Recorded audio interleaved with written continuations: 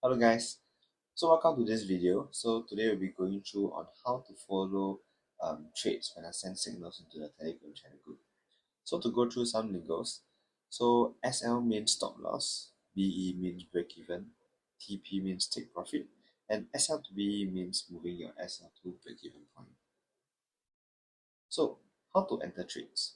So when I send a message, for example in this case it's go buy, I will send the entry which is a range, the SL, TP1, TP2, and TP3. This is a representative of whatever that I sent here. So next question is, how do you layer? So in this case for go by, we'll be layering from 2950 to 2947. So I would advise people who hasn't done layering before to use this strategy called dollar cost average, right?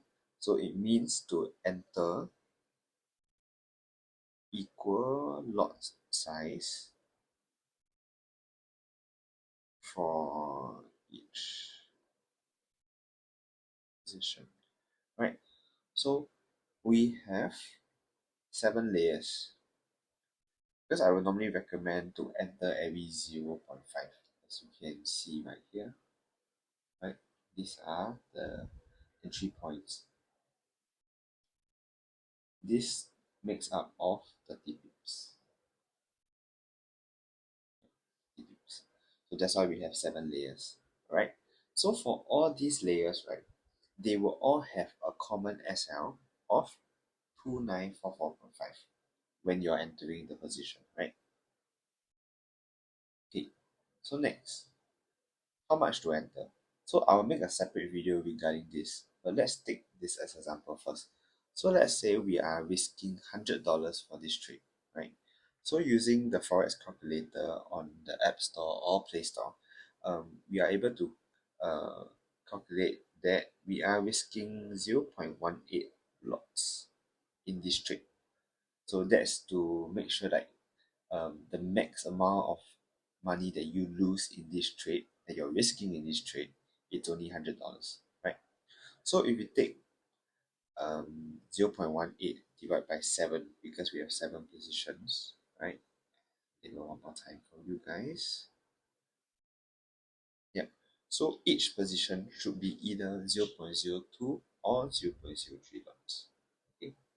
So what I mean by this is that each position when we enter will be 0.02 lots. This is called the dollar cost average method, DCA. Right? This is the most basic kind of layering because it's extremely helpful when it comes to break-even point. So as you can see, number 4, our number 4th layer, it's our break-even point.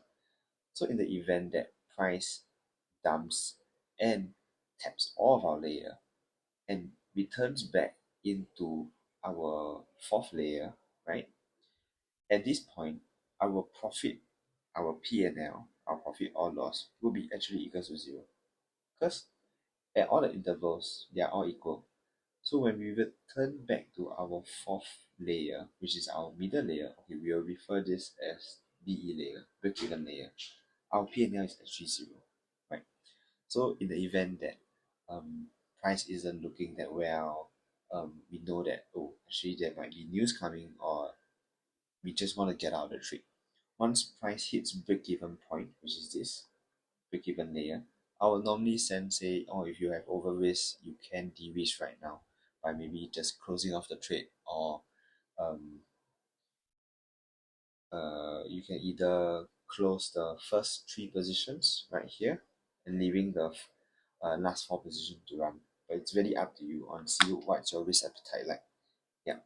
Okay. So next, shifting SL to BE. This is a very common term that you guys will hear a lot. So you should really understand what it means, right? So as previously mentioned, when you enter 7 layers, right, each layer will have a common SL of, if you remember, will be this 2944.5, right? Which is somewhere below right here, right? 2944.5, right? So when I say shift SL to break even, means price probably tapped um, either all the layers or maybe just 2 to 3 layers and return back upwards, right? Now we are in profits, right? So to secure the profits and just to make sure that we are in a risk-free trade, I would say shift SL to B. So let's say, okay, remember, all 7 layers will have the same SL. So for the first layer, when I say shift SL to BE, it means shifting the SL up to break-even point, right? So that means if price were to return, were to return back into this point, you will lose $0. Okay. So what if you have other layers? Do you also shift them to 2950? No, we don't. Okay. For position number 2, this one, when I say shift SL to B, you are shifting SL to position number 2. Okay, because this is position number two's break even point. Okay, BE point. Okay, which is your entry point. So go through one more time. For layer number 3, shifting SL to BE means just shifting it to its entry point, 2949, right? And this goes on for all the different layers, right? So this is the one thing for this kind of strat is, in the event that price comes back down, if the price comes back down and touches all the layers again, you would lose $0. Okay, because you have already shifted your SL to break even, right? Okay, so that's how to shift SL to break even. So you have to be really confident with this, because you have to really be well known with this also, because this happens almost every trade. So make sure you go through with this and try out on the demo account first if you are not confident on using on live account. Okay, and then next will be, where do you collect profits?